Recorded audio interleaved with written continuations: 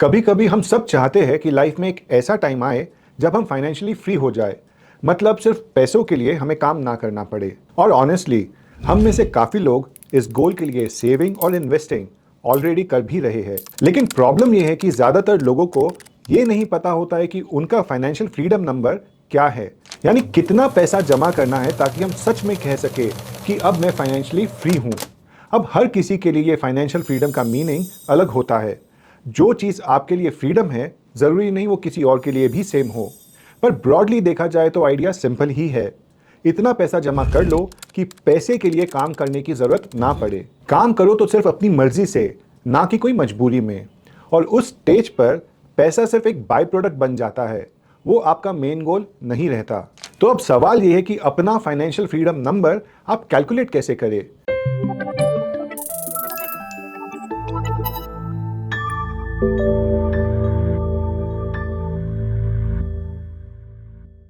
Hello and welcome to ET money Hindi. अगर financial freedom आपके लिए एक लाइफ का इंपॉर्टेंट गोल है तो ये वीडियो आपके लिए बहुत यूजफुल होने वाला है, इसीलिए इसे एंड तक ज़रूर देखिए।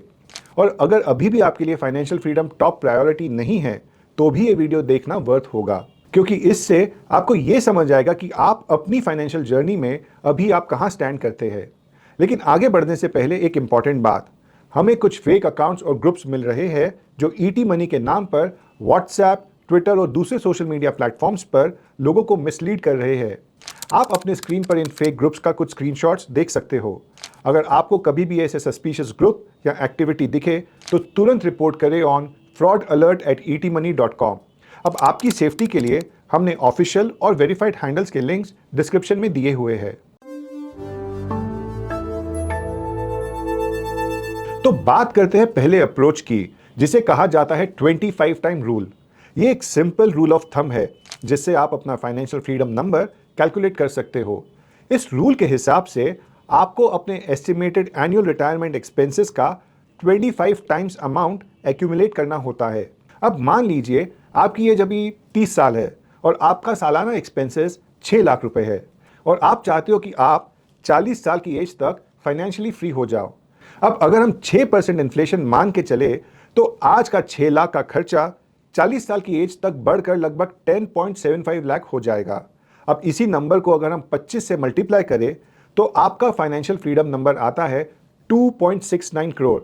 लेकिन जैसे मैंने पहले भी कहा, ये एक रूल ऑफ थंब है, कोई फुल प्रूफ फॉर्मूला नहीं। ये रूल एक्चुअली एक पॉपुलर कॉन्सेप्ट से आया है जिसे कहते हैं 4% रूल। अगर आप 4% को उल्टा करें तो मिलता है 1 divided by 4% which is 25 times. 4% rule ये कहता है कि अगर आप अपने रिटायरमेंट कॉर्पस का सिर्फ 4% हर साल विड्रॉ करते हो और उस अमाउंट को इन्फ्लेशन के हिसाब से एडजस्ट करते हो तो आपका कॉर्पस आपके रिटायरमेंट ईयर्स तक कंफर्टेबली चल सकता है। हालांकि ये 4% रूल कुछ अजम्पशंस पर बेस्ड है। इस रूल को 1994 में विलियम पी बेंजन ने बनाया था और वो भी यूएस के कॉन्टेक्स्ट में। इस रूल के हिसाब से रिटायरमेंट पीरियड 30 साल का माना गया है और इन्फ्लेशन रेट 3% के आसपास।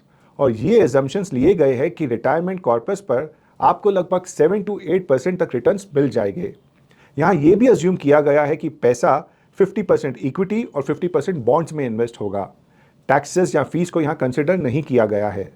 इन अजम्पशन से एक चीज़ क्लियर हो जाती है, 25 टाइम्स या 4% रूल का कुछ लिमिटेशंस है। जैसे सबसे पहले ये रूल इंडियन कॉन्टेक्स्ट के लिए बना ही नहीं है और इवन यूएस के लिए भी ये फॉर्मूला अब थोड़ा पुराना हो चुका है। अगर कोई 40s या 50s में रिटायर होना चाहता है तो उसका रिटायरमेंट पीरियड 30 साल से भी ज़्यादा लंबा हो सकता है। ऐसे में 25 टाइम्स कॉर्पस शायद काफ़ी ना हो। इंडिया में इन्फ्लेशन रेट भी 6% से लेकर 7% के आसपास रहते हैं और कभी कभी उससे भी ज़्यादा। रिटर्न्स भी थोड़े हायर आपको मिल सकते हैं, लेकिन टैक्सेस और फीस पे भी आपको ध्यान देना पड़ेगा। तो ओवरऑल देखा जाए तो 25 टाइम्स या 4% रूल एक कन्वीनियंट वे है अपनी फाइनेंशियल फ्रीडम नंबर एस्टिमेट करने का, लेकिन ये एक्यूरेट फॉर्मूला नहीं है। फिर भी एक बार आप अपना नंबर ज़रूर कैलकुलेट करके देखिए। आप चाहे तो 25 टाइम्स की जगह 30 टाइम्स या 50 टाइम्स भी कंसिडर कर सकते हो, ताकि जो कमियां हमने अभी बताई है वो कवर हो जाए।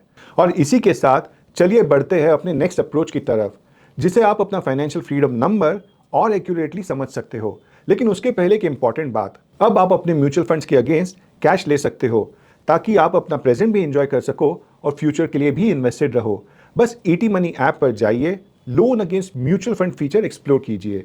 यहाँ इंटरेस्ट रेट सिर्फ 10.75% है, कोई फिक्स्ड ईएमआई नहीं है, सिर्फ इंटरेस्ट हर महीने आपको पे करना है और प्रिंसिपल जब कन्वीनियंट लगे तब आप रीपे कर सकते हो।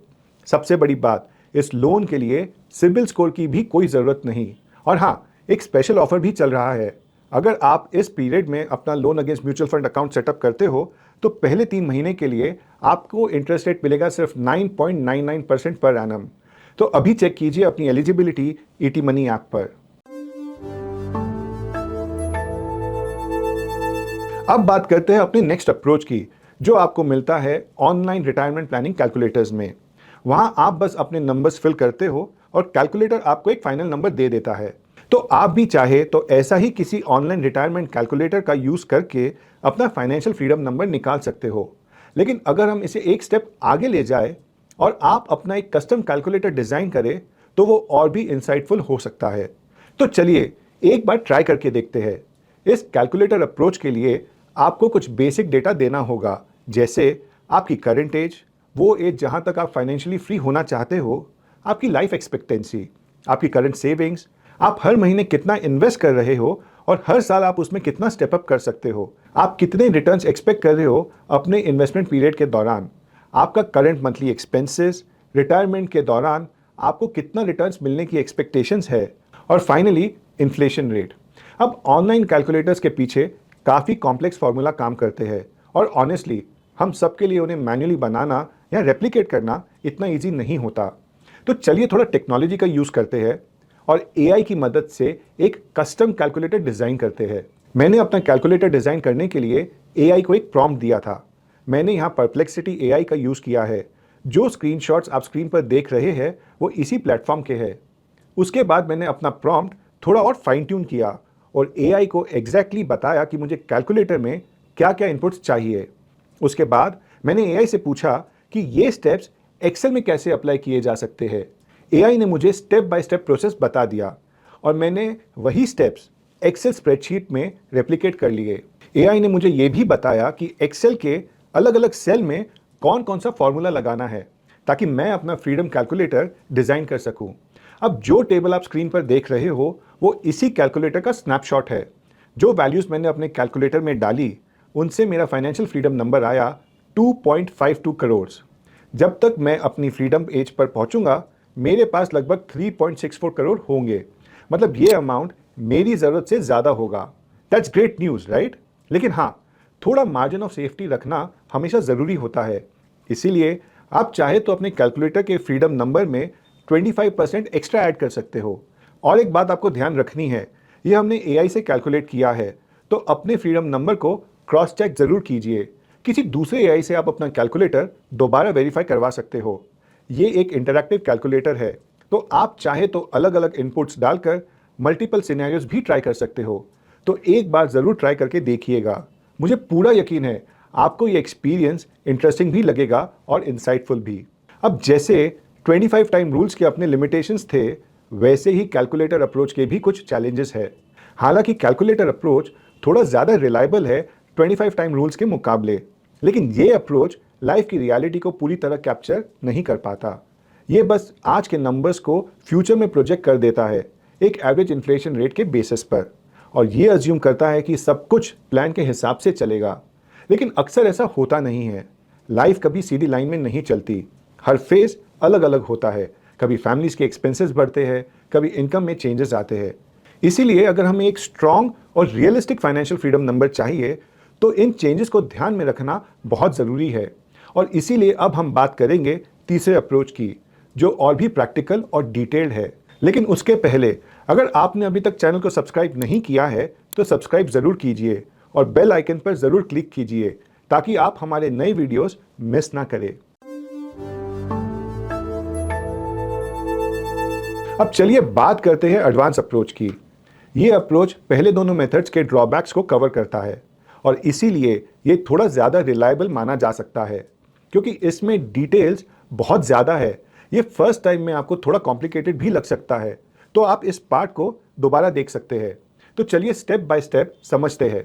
सबसे पहले पिछले साल के अपने सारे रेगुलर खर्चे लिख लीजिए, जैसे घर का खर्चा, बिल्स, ट्रैवल, शॉपिंग, सब कुछ।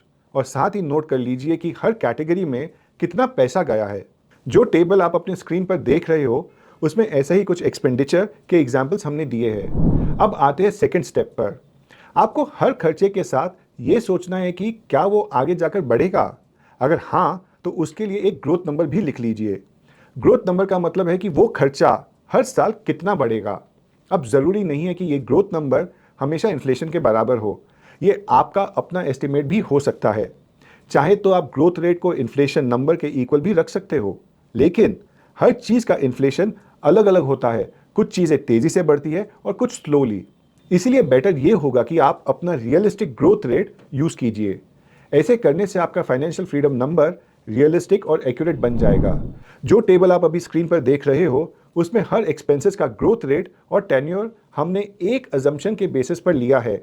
आप चाहे तो इन नंबर्स को अपनी सिचुएशन के हिसाब से चेंज कर सकते हो। अब आते हैं अपने थर्ड स्टेप पर। इस स्टेप में आपको अपने फ्यूचर के बड़े खर्चे आइडेंटिफाई करने हैं, जो अभी नहीं हो रहे हैं लेकिन आगे जाके होंगे। स्क्रीन पर जो टेबल आप देख रहे हो, उसमें ऐसे ही कुछ नॉन रेगुलर एक्सपेंसेस हमने दिए हैं और ये भी लिखा है कि ये खर्चे कब हो सकते हैं। ये नंबर भी आप अपनी सिचुएशन के हिसाब से चेंज कर सकते हो। अब आते हैं फोर्थ स्टेप पर। इस स्टेप में आपको अपनी लाइफ एक्सपेक्टेंसी के हिसाब से ये खर्चे हर साल के लिए लिखना है और प्रोजेक्ट करना है। मान लीजिए आपकी लाइफ एक्सपेक्टेंसी 85 इयर्स है, तो आपको 85 तक के ये सारे एक्सपेंसेस लिखने होंगे। हर साल के रेगुलर खर्चे को आप अपने एस्टिमेट के हिसाब से बढ़ाते जाए और जब कोई प्लान्ड एक्सपेंसेस जैसे हायर एजुकेशन या वेडिंग आता है, तो उस साल उस अमाउंट को भी टेबल में ऐड कर दीजिए। आप चाहे तो इन प्लान्ड एक्सपेंसेस को इन्फ्लेशन के हिसाब से भी एडजस्ट कर सकते हो या आप अपने हिसाब से थोड़ा और बढ़ा कर डाल सकते हो। ये करने के लिए आप एक्सेल में फ्यूचर वैल्यू फार्मूला का यूज़ कर सकते हो। अगर फार्मूला याद नहीं है तो बस गूगल या एआई से पूछ लो, आपको मिल जाएगा। हमने भी आपके लिए एक इंटरैक्टिव टूल बनाया है जो आपको डिस्क्रिप्शन बॉक्स में मिल जाएगा। बस आपको अपनी सिचुएशन के हिसाब से वैल्यूज चेंज करनी होगी। जैसे स्क्रीन पर जो टेबल आप देख रहे हो, उसमें आप नोटिस करोगे कि हर साल के खर्चे ग्रोथ रेट के हिसाब से कैसे बढ़ रहे हैं। अगर आप देखो तो 45 साल की एज पर जो चाइल्ड हायर एजुकेशन का खर्चा पहले 1 करोड़ था, वो अब बढ़कर लगभग 1.6 करोड़ हो गया है, क्योंकि यहाँ हमने 10% इन्फ्लेशन माना है। जब किसी एक्सपेंस का टेन्योर खत्म हो जाए तो उस अमाउंट को आप जीरो कर दीजिए। जैसे ईएमआई हमने 60 साल तक का माना है, तो उसके बाद वो एक्सपेंस जीरो हो जाता है। फिर चिल्ड्रन रिलेटेड एक्सपेंसेस हमने 55 साल तक रखे हैं, तो उसके बाद वो भी खत्म हो जाएंगे और ये सब आप अपनी सिचुएशन के हिसाब से इजीली एडजस्ट कर सकते हो। तो अब चलिए आते हैं अपने फिफ्थ स्टेप पर। इस स्टेप में आपको हर साल के टोटल एक्सपेंसेस को ऐड करना है, मतलब सारे खर्चे मिलाकर देखना है कि एक साल में आपका टोटल एक्सपेंडिचर कितना बन रहा है। अब इस टोटल अमाउंट में एक मार्जिन ऑफ सेफ्टी भी ऐड कर लीजिए। ये मार्जिन आप एक फ्लैट परसेंटेज मान सकते हो। यहाँ हमने 15% लिया है। अब हर साल के एस्टिमेटेड एक्सपेंडिचर में 15% एक्स्ट्रा ऐड कर दीजिए। ये आपका बफर अमाउंट होगा। अब जब आप एस्टिमेटेड एक्सपेंसेस और बफर दोनों जोड़ दोगे तो आपके पास आ जाएगा फाइनल ईयरली अमाउंट। ये हर साल के लिए थोड़ा सेफ और रियलिस्टिक नंबर बताएगा। अब जब आप सारे सालों के अमाउंट्स को ऐड कर लोगे तो आपको मिलेगा आपका टोटल लाइफ टाइम एक्सपेंडिचर। हमारे एग्जाम्पल में ये नंबर आता है लगभग 34.2 करोड़। अब सुनकर बड़ा लग सकता है, लेकिन घबराइए मत। ये नंबर सिर्फ हमारे एजम्पशन और ग्रोथ रेट के बेसिस पर निकला है और अभी हमने इसमें इन्वेस्टमेंट रिटर्न्स को इंक्लूड नहीं किया है। अब चलते हैं अपने सिक्स्थ स्टेप पर। यहाँ आपको अपना स्टार्टिंग कैपिटल, मतलब आज तक जितनी सेविंग्स या इन्वेस्टमेंट्स है, वो एंटर करना है। फिर आपको अपना एस्टिमेटेड पोस्ट टैक्स रिटर्न लिखना है, यानी आपको अपने इन्वेस्टमेंट से एवरेज कितना रिटर्न्स मिलने की उम्मीद है। हमारे एग्जाम्पल्स में स्टार्टिंग कैपिटल 1 करोड़ और एक्सपेक्टेड रिटर्न्स 8% लिया है। अब अगले स्टेप में आपको हर साल के रिटर्न्स कैलकुलेट करने हैं। इसके लिए हर साल का एंडिंग कॉर्पस को देखिए और उस पर अपना रिटर्न परसेंटेज मल्टीप्लाई कीजिए। एंडिंग कॉर्पस कैसे आएगा, उसका फॉर्मूला है ending corpus is equal to starting corpus plus returns minus expenditures plus buffer. मतलब हर साल के स्टार्टिंग अमाउंट में आपका रिटर्न ऐड होता है और उस साल के खर्चे बफर के साथ माइनस हो जाते हैं। ये कैलकुलेशन आपको हर साल के लिए करनी है।